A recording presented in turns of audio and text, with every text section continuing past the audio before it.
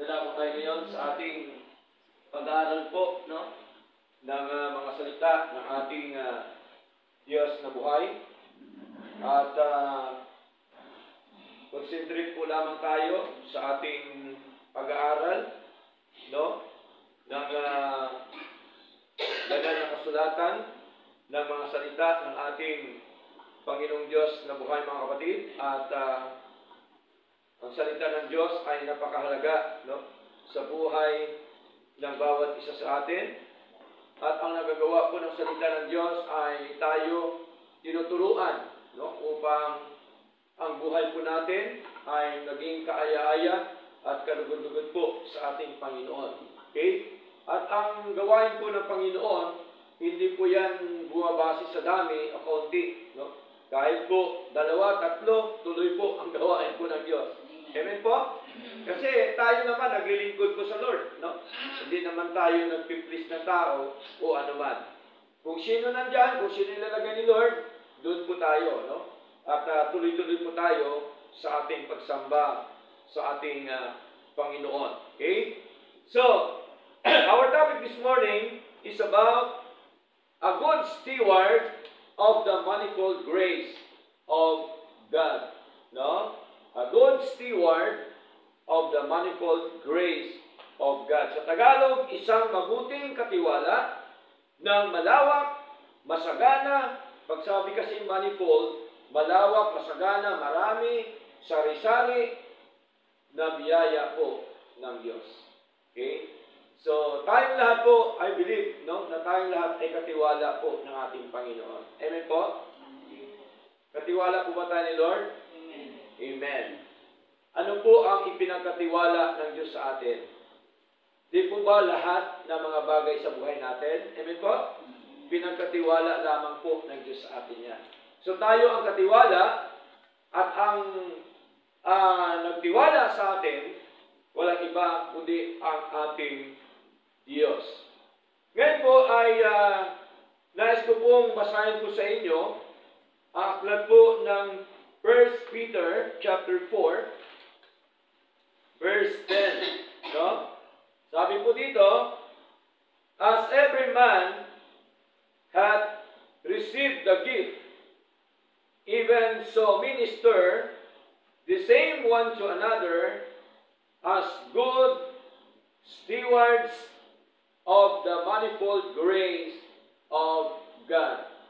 So, ibig sabihin po, talaga hong biblical, no? Tinuturo talaga ng ating Panginoon sa pamamagitan po ni Pablo o ni Pedro na yung isang mabuting katiwala daw ng iba't iba o masaganang biyaya ng ating Panginoon.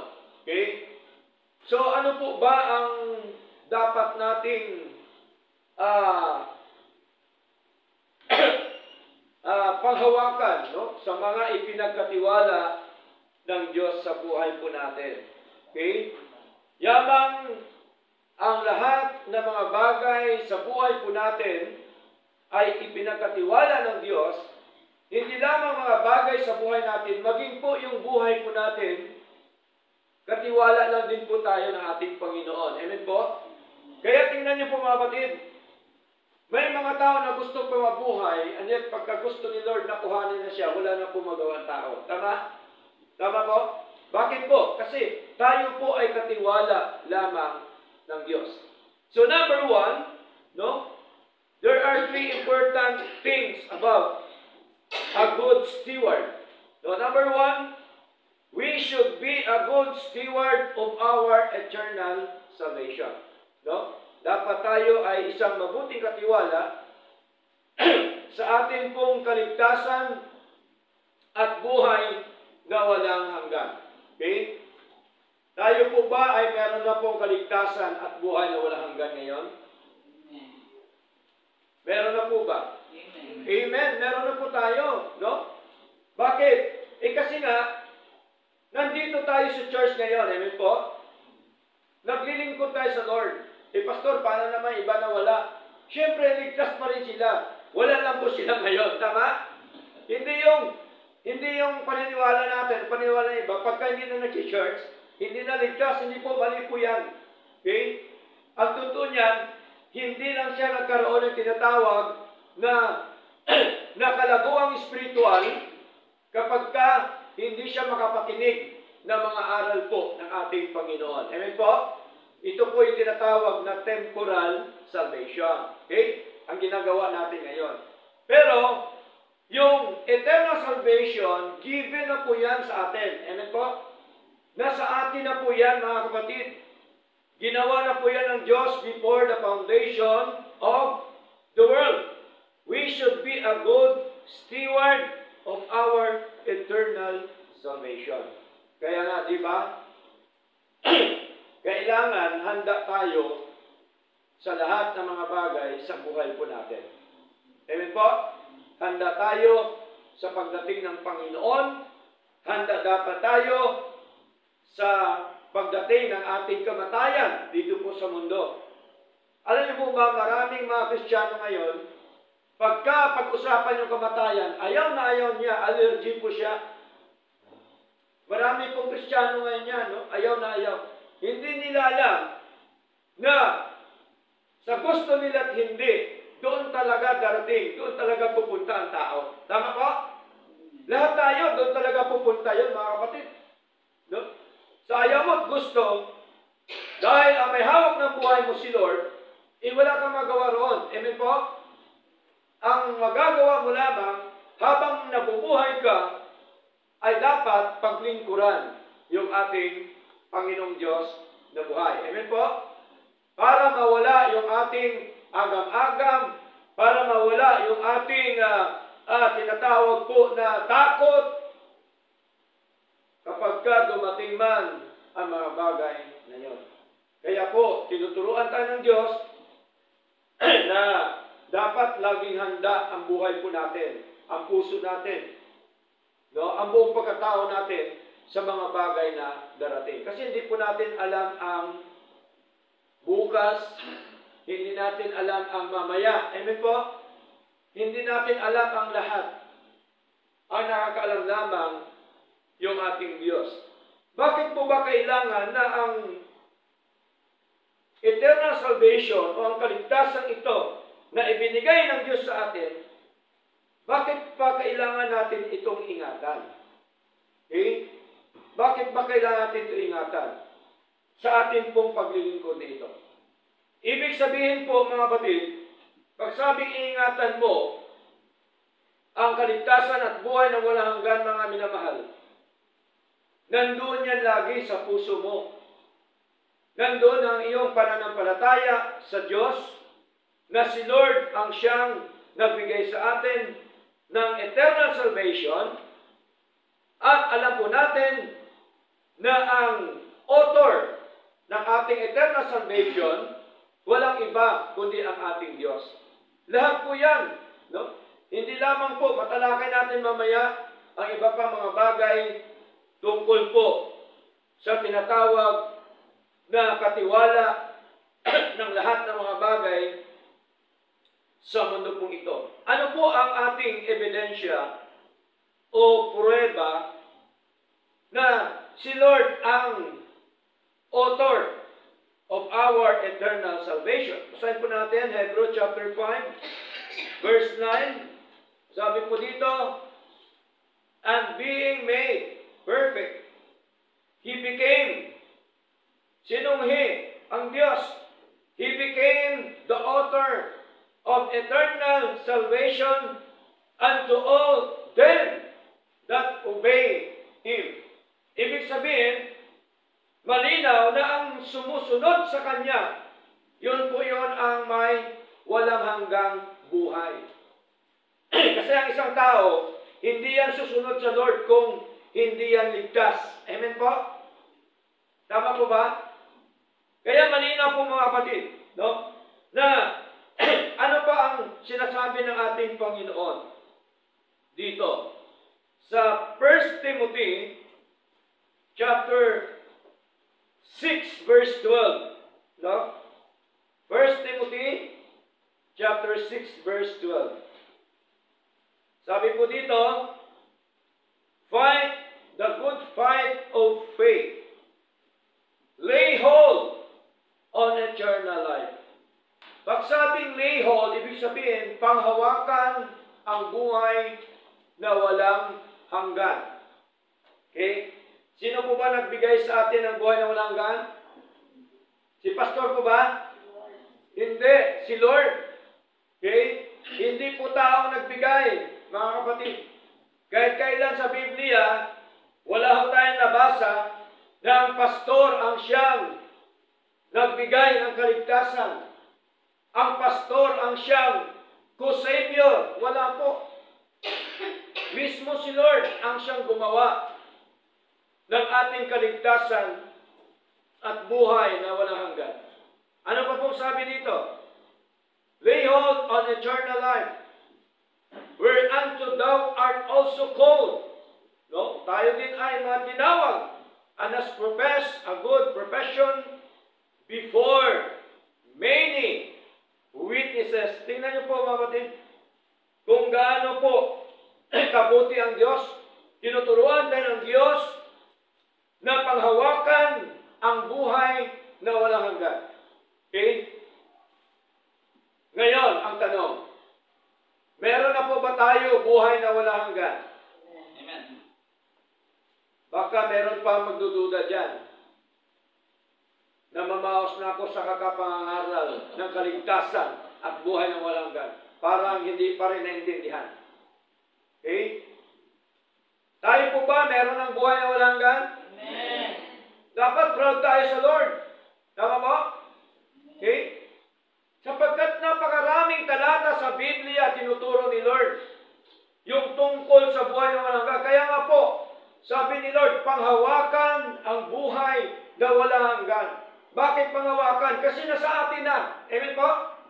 Nasa atin na po ang buhay na walang hanggan. Wala pong duda po yan. Kung ikay nagdududa, duda ka rin sa Lord. Amen po?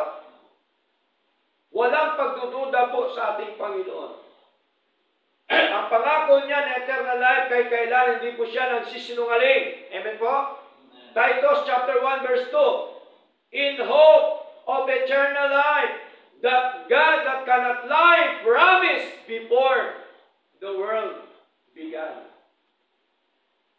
Nangako po si Lord, mga kapatid, hindi po siya nagsisinungaling sa kaligtasan, sa pag-asa ng kaligtasan at buhay na walang hanggan. Ano pa pong sabi nito sa verse 19 ng 1 Timothy chapter 6? Sabi dito, laying up in store for themselves a good foundation against the time to come. Tingnan niyo po, no? Mag-impok na tayo. Ano impok natin? Yung mabuting pundasyon. Kaya nga po tayo nag-aral para magkaroon tayo ng mabuting pundasyon. Amen po? Kaya tayo sumasamba, dumadalo sa gawain ng Diyos para magkaroon po tayo ng mabuting pundasyon sa buhay. Tingnan niyo po yung mga walang mabuting pundasyon. Diba? Maraming tao na papariwara. Amen po? Kasi marami po ngayon, hindi mabuting pundasyon ang mga itinuturo. At ang sabi ko dito, ituloy natin mga kapatid, that they may lay hold on eternal life. Panghawakan ang buhay na walang hanggan. Okay? Kaya po mga minamahal, we should be a good steward of our eternal salvation. Dapat sampalatayanan natin sa buhay po natin ng ating pananampalataya. Hindi dapat gabuhok lang o galanggam lang, mga kapatid. Dapat ang pananampalataya natin malaki ang ating pananampalataya po sa Lord. Amen? Okay? So malinaw po yung mga minamahal. God is the author of our salvation. God is the beginning of our salvation. Siya po ang simula. Siya ang author, siya ang simula ng ating kaligtasan at buhay na walang hanggan. Kaya nga, di ba, ating pinag-aralan noong nakaraan, John 3:16, For God so loved the world. Why for God? Because God is the beginning of our salvation. Siya po ang nagsimula. Siya po ang umpisa ng lahat. Hindi lamang po ng lahat ng mga bagay, maging po ang ating buhay na walang hanggan. Kaya po, pagka tinanong tayo, ikaw ba ay ligtas na? Ano po ang isasagot natin? Ay, one ko ba? Diba? So, saan na yung faith natin? Pag tinanong ka, ikaw ba ligtas na? Yes, sa biyaya ng Diyos. Mahirap ba banggitin na yes? No? Hindi naman tayo katulad ng iba na sa labas pag binabanggit, hindi nagbabanggit ng Diyos. Salamat na lang sa taas. Di ba? Maraming nagbabanggit ng ano? Salamat na lang sa taas. Saan taas? Taas ba ng bubong? Taas ba ng kahoy? No? Parang allergy sila banggitin yung pangalan ng Diyos. Salamat sa Diyos dapat. Amen po? Hindi yung salamat sa taas. Yung taas. Ano yung ibon sa taas? Di ba? Tama po? Maraming ngayon yan, mga kapatid. Yung mga tao na yan, lack of education, lack of knowledge of our God. Di ba? So, malinaw po yun. Naman at sabihin na, salamat sa Diyos. Salamat sa Panginoon. Di po ba? Parang marami kasi ngayon, kahit Kristiyano, nahiya, pagitin yung pangalan ng Panginoon. Nakakalungkot. Diba? Hindi o. Dapat ipagmalaki natin yung tunay at totoong Diyos natin na atin pong pinaglilingkuran. Amen po?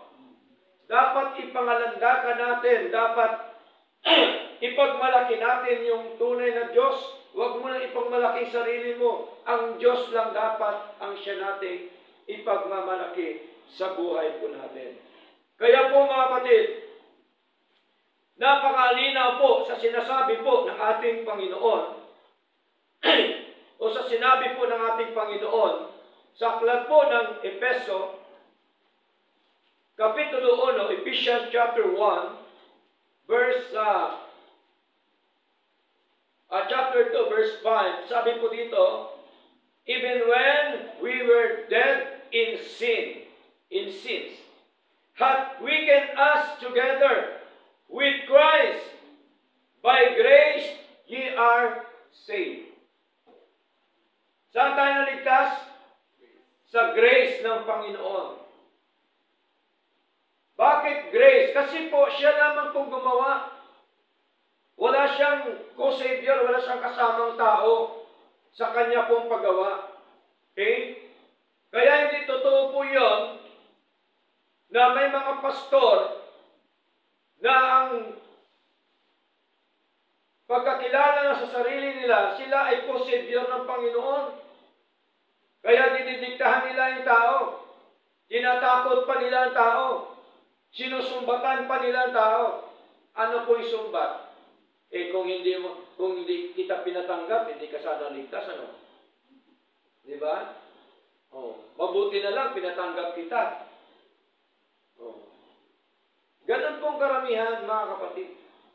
Okay?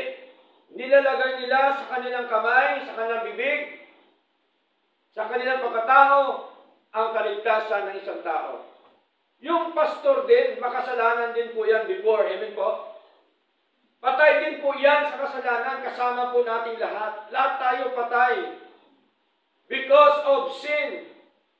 Di po ba? Bakit paniniwalaan mo na para sabihin mo lang siya na siyang totoo? Hindi po. Si Lord ang nagligtas po sa atin. Amen po? Siyang gumawa. Siyang napako sa krus. Di po ba? Pastor, meron naman siya kasamang dalawa. Tama po yan, meron dalawa. Sinong dalawa yan? Di ba tatlo sila napako sa krus?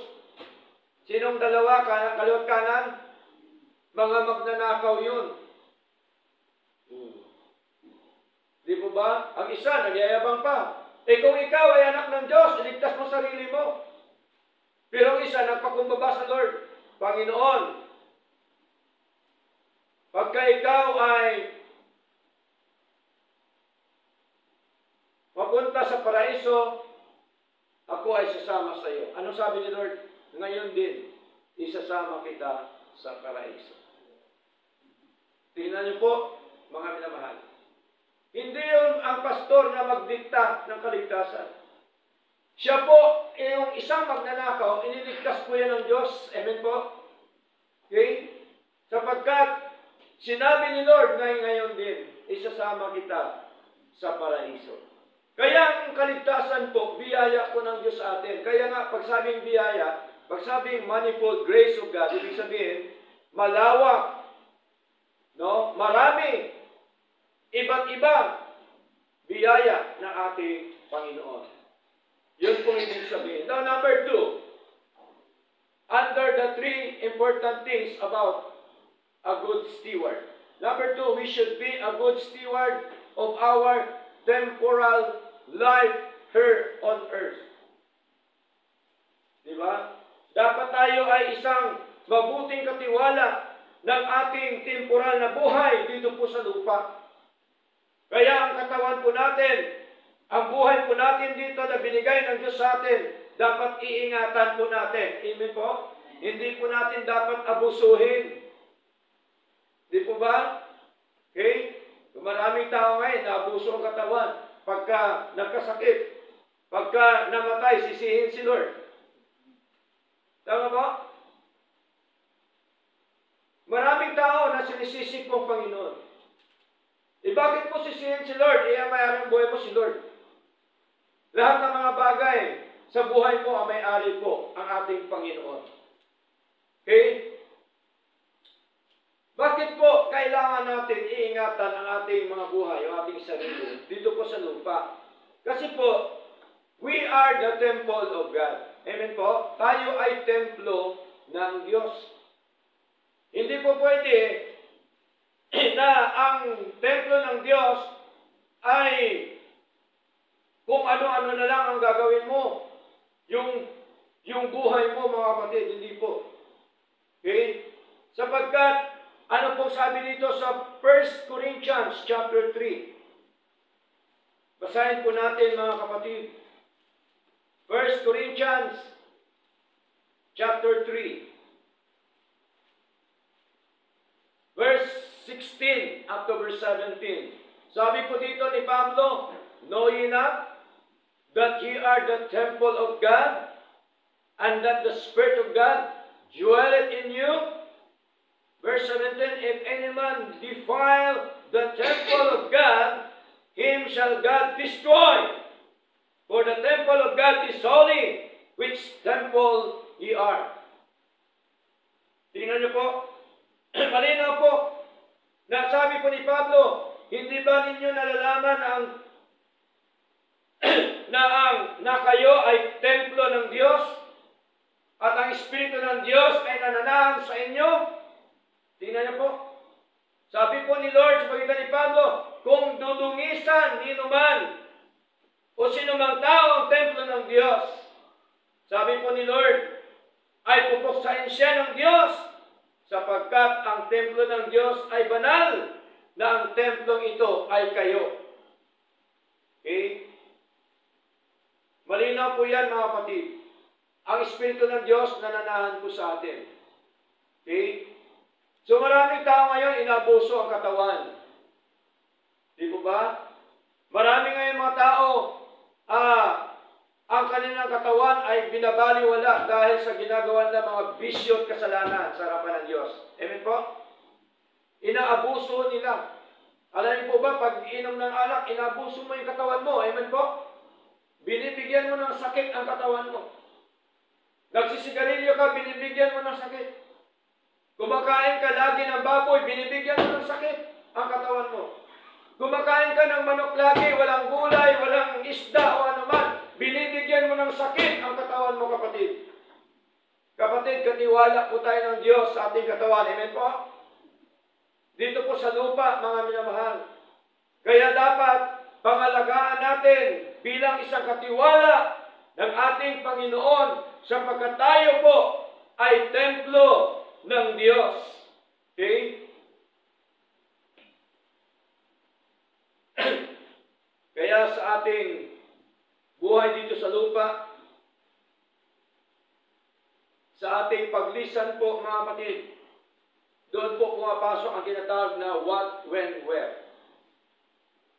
Sa kamatayan sa tao, hindi natin alam anong klaseng kamatayan meron tayo. Si Lord lang po nakakalam yan. Amen po? Si Lord po. Yung when naman, kailan tayo mamatay, si Lord lang din nakakalam yan. Hindi natin po alam, mga kapatid. Where? Saan tayo mamatay? Si Lord lang din po nakakalam, hindi tayo. Kaya ang lahat ng ito sa buhay po natin, ang may-ari po ay ang Diyos. Hindi lamang po ang buhay natin, lahat, mga kapatid, sa buhay po natin, tinatangkilik natin, trabaho natin, negosyo natin, hanapbuhay natin, kabuhayan natin. Ang may-ari po ang ating Panginoon. At tandaan po natin na tayo po ay katiwala lamang, mga minamahal. Amen po? Tingnan niyo po, sino po bang namatay na mayaman o mahirap na dala-dala niya ang bahay niya? Meron ba? Wala. Meron ba na kayo nakita na namatay, dala-dala niya yung kanyang cellphone? Wala.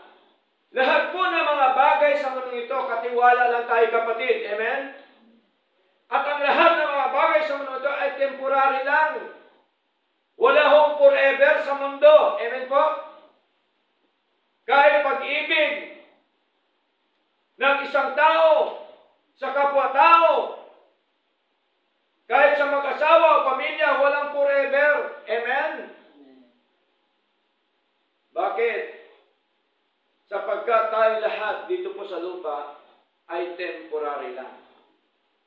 Pero hindi na mahulugan kapatid, dahil temporary lang, hindi mo na mahalin ang iyong mahal sa buhay. Hindi po yan tinuturo ni Lord. Manapay ang tinuturo ni Lord. Ibigin natin ang ating mga mahal sa buhay. Amen? Ibigin natin ang ating mga kapatid sa pananampalataya.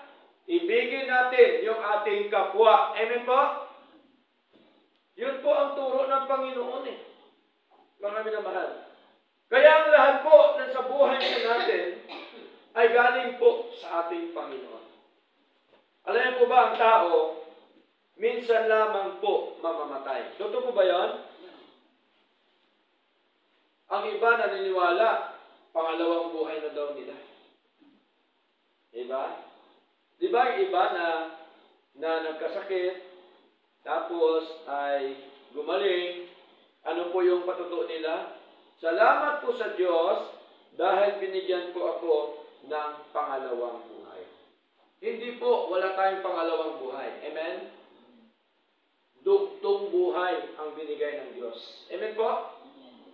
Dugtong buhay, tandaan po natin yan. No? Mga kasabihan lang yan, ang pangalawang buhay. Ang binigay ni Lord sa atin, dugtong buhay. Hebrews chapter 9, verse 27, ano sabi? And as it is appointed unto men once to die. So, minsan lamang mamatay. Wala hong pangalawa.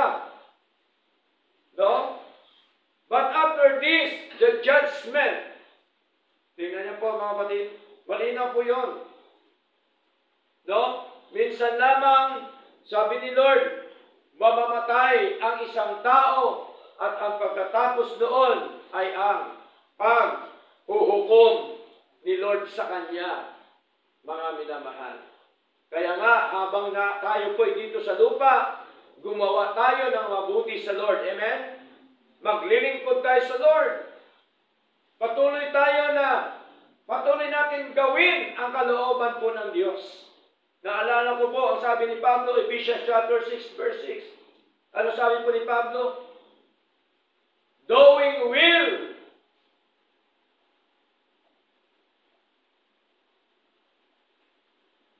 of the Lord from your heart.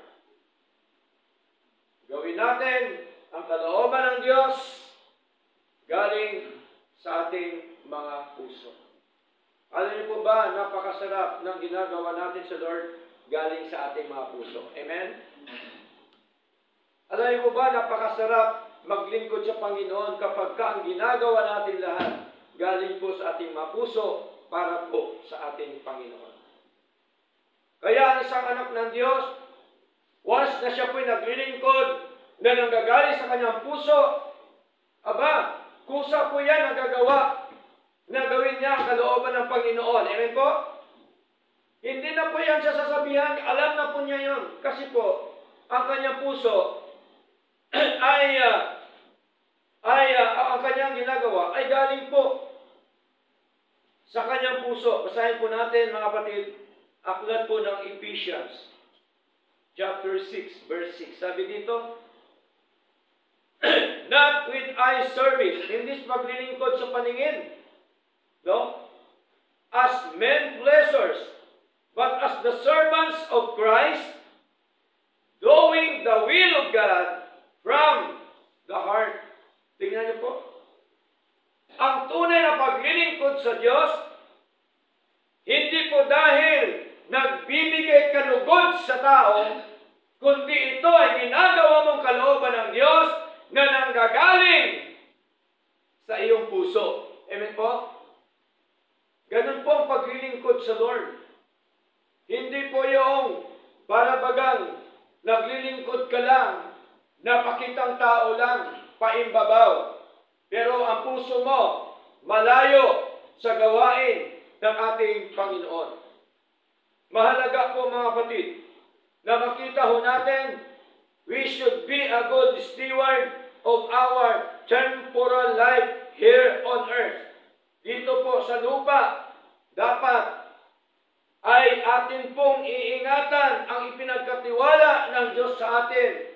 Yung buhay na ito, mga minamahal. Okay? Kaya po, ay tinuturuan tayo ng Diyos kung paano tayo mamuhay ng maayos, ng matuwid, kung paano tayo mamuhay na kung saan ay napanghawakan yung kaligtasang temporal sa buhay po natin. Tinuturuan tayo ng Panginoon kung paano tayo mailigtas sa mga bagay na nakakaperwisyo sa buhay po natin, mga kapatid. Okay? At tandaan po natin ang buhay po natin katulad po ng isang singaw o usok. Okay? Basahin po natin. Aklat po ng James chapter 4. Mga kapatid. Anong sabi po ng James chapter 4,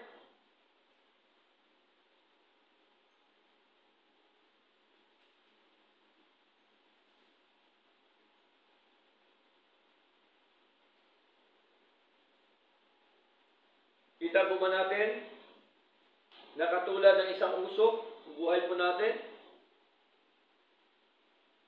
Okay?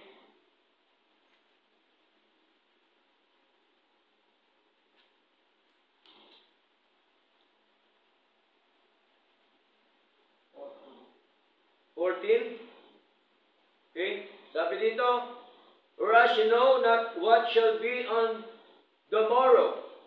For what is your life? It is even a vapor that appeareth for a little time, then vanisheth away. No? Sa Tagalog, dapat hindi ninyo alam kung ano ang mangyayari sa kinabukasan, sapagkat ano ba ang iyong buhay? Ito ay parang isang singaw na lumilitaw sa kaunting panahon at pagkatapos ay naglalaho. Kaya po, habang tayo nabubuhay pa sa mundo, ay maglingkod tayo ng totohanan po sa ating Panginoon. Amen po? Paglingkuran natin ang ating Diyos. Next, Number 3, we should be a good steward in the ministry of the Lord.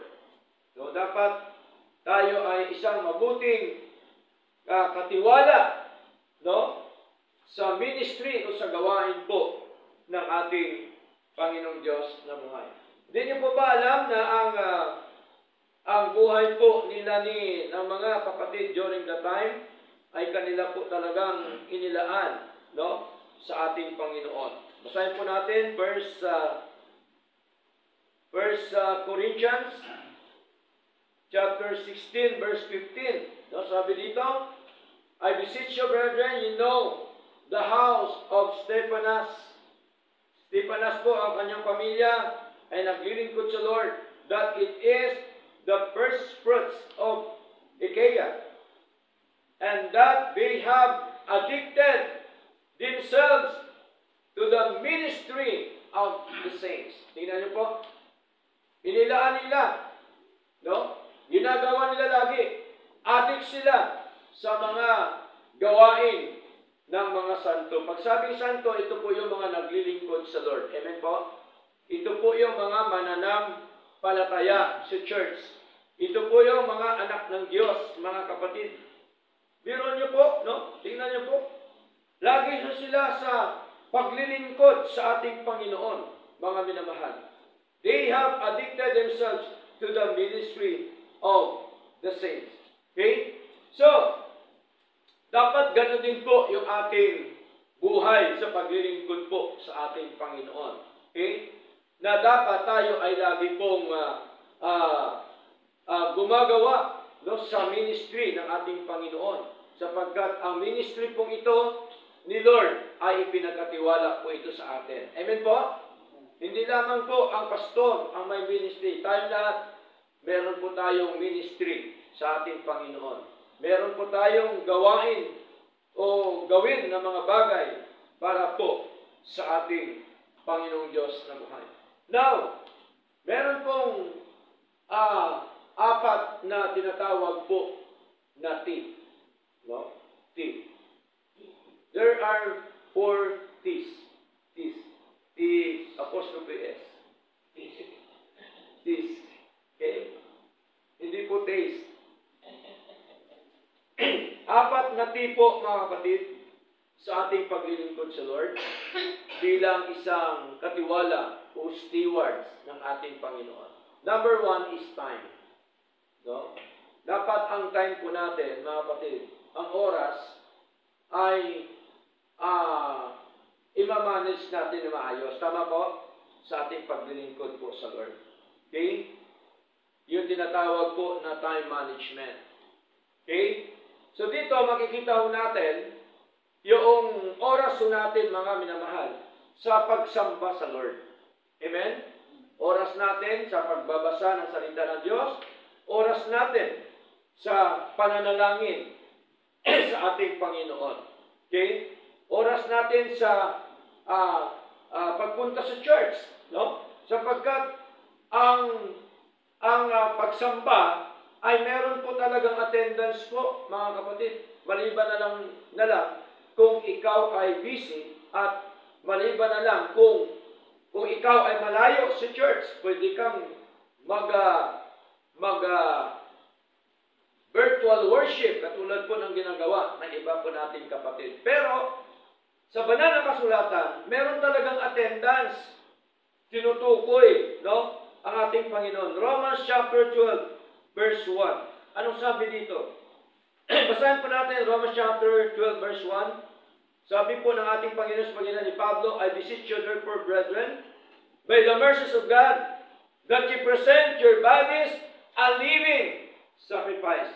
Pag sinabi po na present your bodies a living sacrifice, merong attendance? Presente. Tama po? Ang ipresenta mo, ang iyong katawan, edi merong attendance, tama? Present your bodies a living sacrifice, holy, acceptable unto God, which is your reasonable service. So, next, ano pa po? Hebrews chapter 10, verse 25, mga kapatid. No? Hebreo chapter 10, verse 25. Sabi dito, not forsaking the assembling of ourselves together. Ourselves, ibig sabihin, yung ating sarili, dapat nandoon sa gawain po ng ating Panginoong Diyos. Okay? Huwag daw natin kaligtaan yung pagtitipon, mga minamahal. Yung time mahalaga sa buhay po natin. Okay? Next, pangalawa, yung tinatawag na talent. Kung ano mang talento natin sa Lord, ibigay natin sa Lord. Amen po? Okay? Kung ang talento mo ay magaling ka magpintura, ibigay sa Lord. Kung ang talento mo ay mahusay ka magwalis, ibigay mo sa Lord. Kaya salamat po sa Lord. Dahil may kinilos si Lord na naglilinis po ng church. Salamat sa Panginoon. No? Una, of course, pangalawa, sa buhay po ng ating mga kapatid, mga minamahal. Okay? So, sa isang gawain po ng Panginoon, pagkatulong-tulong, mabigat po ba o magaan? Magaan sa buhay. Tama po? Kasi sama-sama po tayo. No? Ganon din po sa pagbubuhat. Pagka binubuhat mo isang bagay, pag nag-iisa ka, ano pong pakiramdam mo? Mabigat. Ano pang pakiramdam mo? Para bagang nag-iisa ka na lang sa mundo. Kasi nag-iisa ka lang no? Pero pagkasama-sama, sama-sama magbuhat, di po ba magaan? Tama po? Oh. Ganon din po ang paglilingkod sa Panginoon. Yung talent natin, ibigay natin sa Lord. Ephesians chapter 4, verse 7, mga kapatid. Basahin po natin ang Ephesians chapter 4, verse 7. Sabi dito, but unto every one of us is given grace according to the measure of the gift of Christ. No?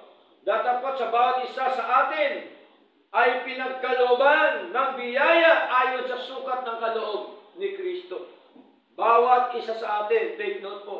Hindi lamang po sinabi dito kay pastor. Amen? Bawat isa sa atin, pinagkalooban ng biyaya ayon sa kaloob o ayon sa sukat ng kaloob ni Kristo. Kaya po mga kapatid, napakahalaga na tayo po ay ibigay natin yung ating talento sa ating Panginoon.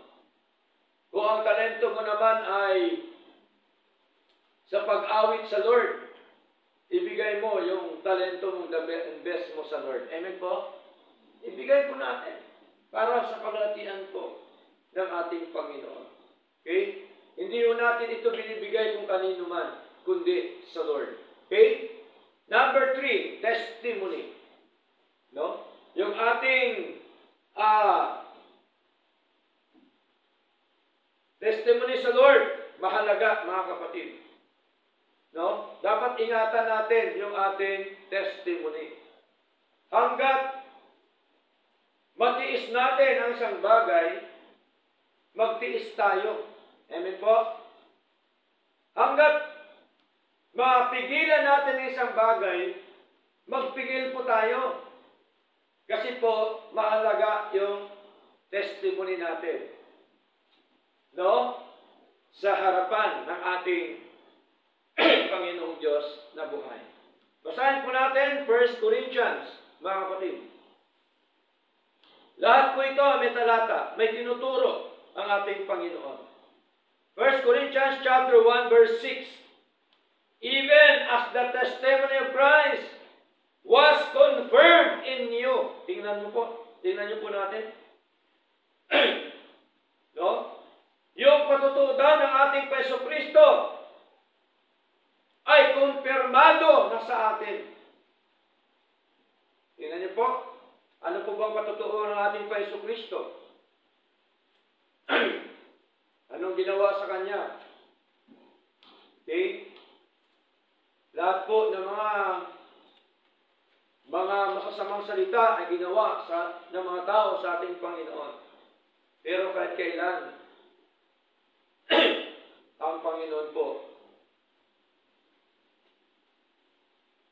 ay nagpapakumbaba sa mga taong iyon, mga minamahal.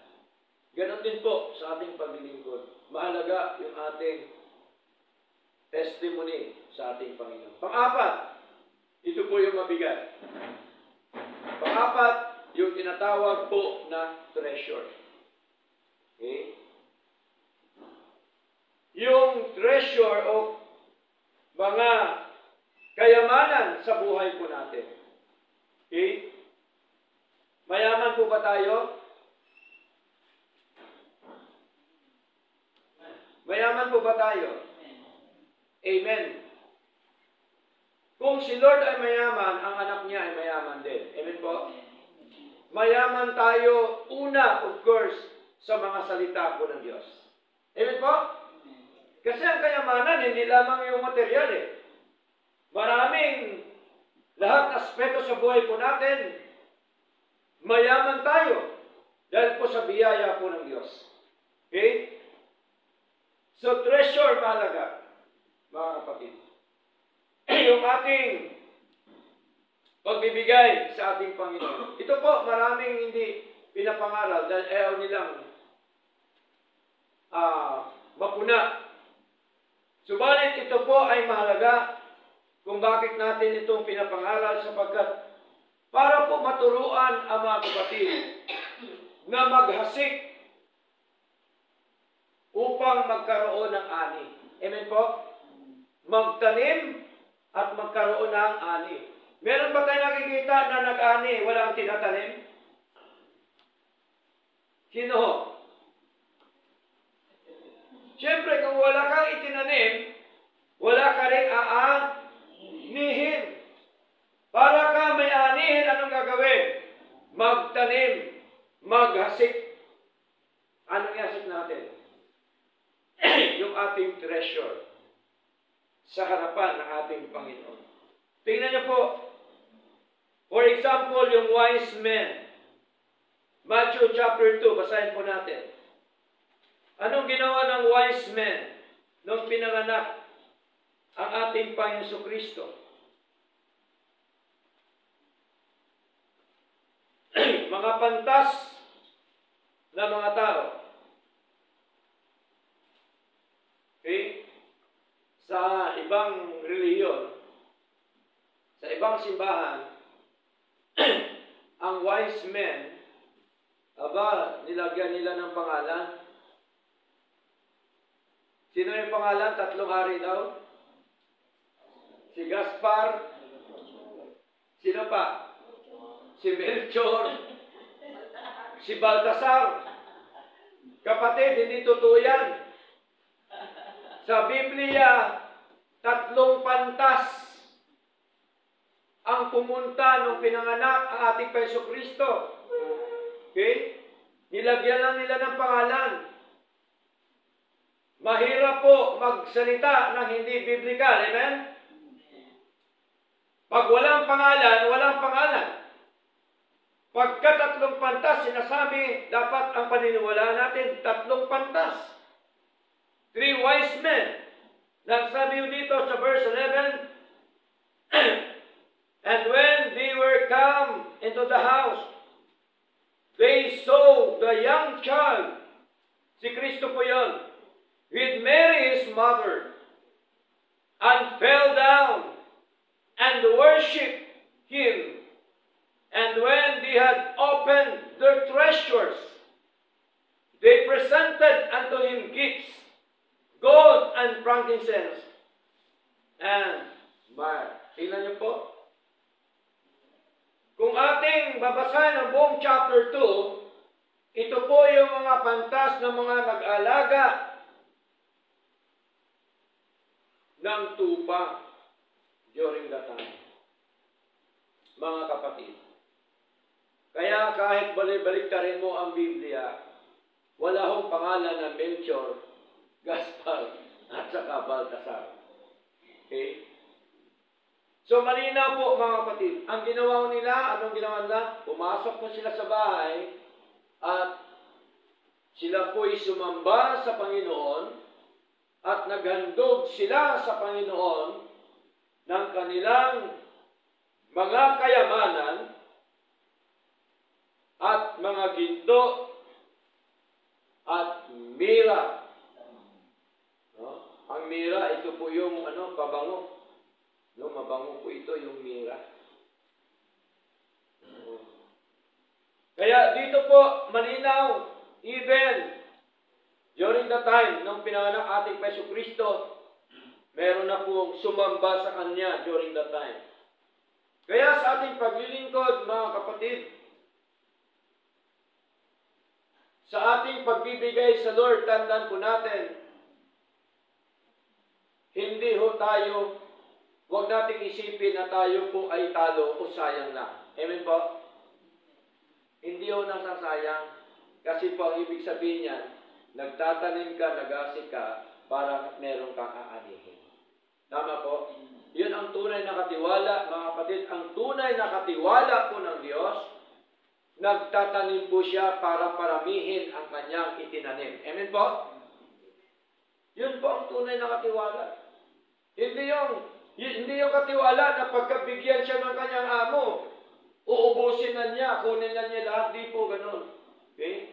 Ang tunay na katiwala po ng Diyos, mga kapatid, ginagawa niya para dumami yung mga blessing na binigay ng Diyos sa kanya. Amen po? Amen. Ganun po dapat tayo. At saka, wag nating isipin na isang kawalan sa buhay po natin ang ating pagbibigay po sa Lord. Okay? Ito po'y blessing, mga kapatid. At tandaan po natin, ang sabi po ni Lord sa Acts, no? Acts chapter 20 verse 35. Sabi po doon, it is blessed to give than to receive. No? Mapalad ang nagbigay kaysa tumanggap.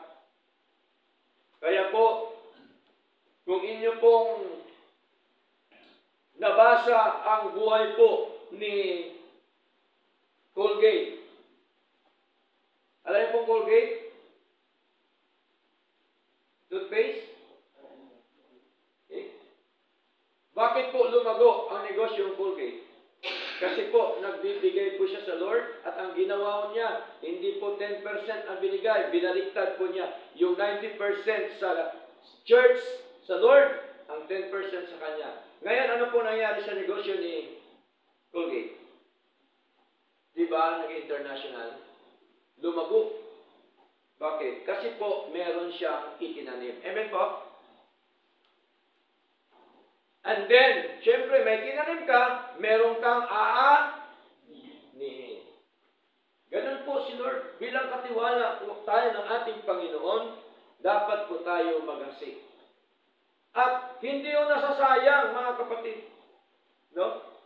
Ang ating pagbibigay sa ating Panginoon, sapagkat yan talaga ay para kay Lord. 1 Corinthians chapter 9, basahin po natin. Verse 5, umpisa sa verse 5, mga kapatid. Okay?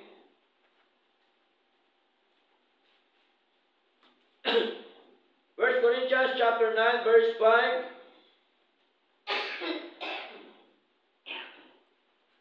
Oh, sorry po. 2 Corinthians po pala ito. Basahin po natin. Kamali po ako, mga kapatid. 2 Corinthians chapter 9 verse 5. Sa wikang Tagalog, sa makatuwid ay inisip kong kinakailangan tagubilinan ang mga kapatid na sila ay unang magpunta sa inyo. No, mga brethren, kapatid. At ihanda kaagad ang inyong kaloob na inyong naipabatid ng una upang ang gayon din nawa ay may handa gaya ng isang bagay na mula sa kaloob at hindi gaya ng mula sa pag-iimbot. So, delikado yung tinatawag na covetousness sa harapan ng Panginoon. Verse 6, datapwat sinasabi ko ito, siya na naghahasik ng kaunti ay mag-aani rin ng kaunti. At siya naghasik ng masagana ay mag-aani rin ng masagana. Tingnan niyo po. Kaya mahalaga yung ating pagtanim. Mahalaga yung ating paghasik.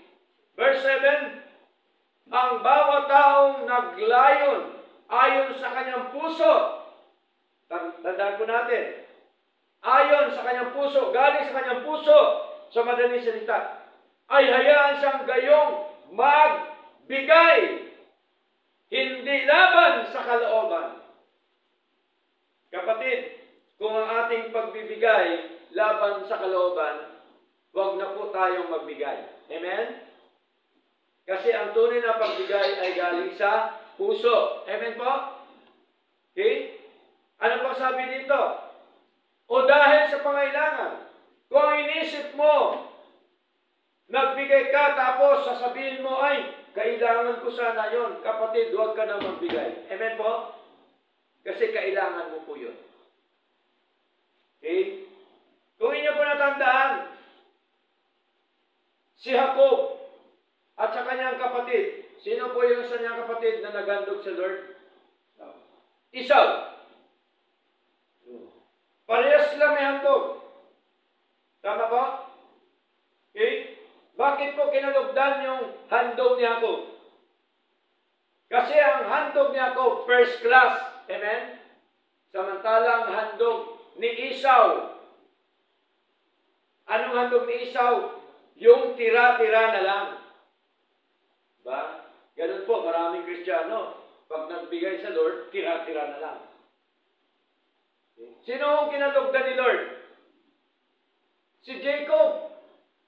Kasi ang binigay niya, the best, unang bunga ng kanyang tupa during that time. Ang pinakamagandang tupa binigay niya sa Lord. At ang kanyang puso ay pagbibigay sa ating Panginoon. Hindi dahil sa kailangan po